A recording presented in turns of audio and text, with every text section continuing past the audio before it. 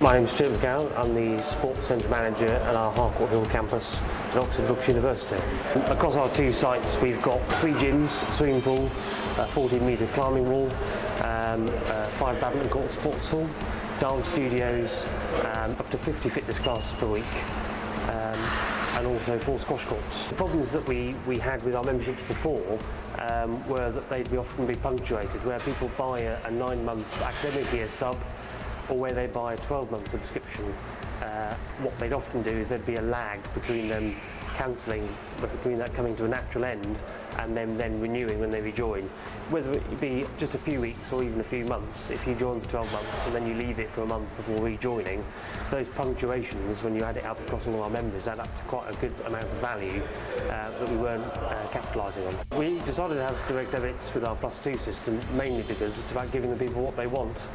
Parents visiting university, students visiting university, they expect to pay by direct debit. They pay their mobile phone and telephone bills by direct debit on the whole, and it allows them, when they get chunks of student loan throughout the year, as they did at the time, to be able to split the payment up in accessible chunks. But also we've allowed them to take time out where they're too busy, or if they're ill, they can just pause it and leave it to one side, whereas in the past, because you buy a lump up front, it was sort of, you bought it, so it was tough. It gives the customers the flexibility that they demanded.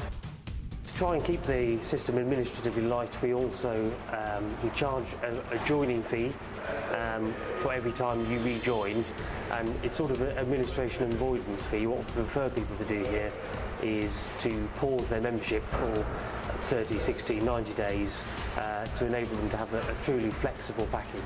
So if they're away for the summer holidays, or they're going anywhere for a month, 2-3 months, they can pause it and it just resumes at the date they've specified. The bottom line for introducing direct debits at Oxford Brookes is a steady cash flow which doesn't oscillate quite so heavily over the year, where there are heavy punctuations during the summer where academic year memberships leave, and then perhaps when they come back in September they don't rejoin to October. So a dependable cash flow was key really, and we've got much better outturn predictions on our budgets now than we had 3 years ago. We have had a 61% growth rate year on year, which has resulted in a very healthy 6-figure increase in our revenue, which has enabled us to, in essence, become completely self-funding. So we don't need to depend on student tuition fees anymore to fund our student sports programme.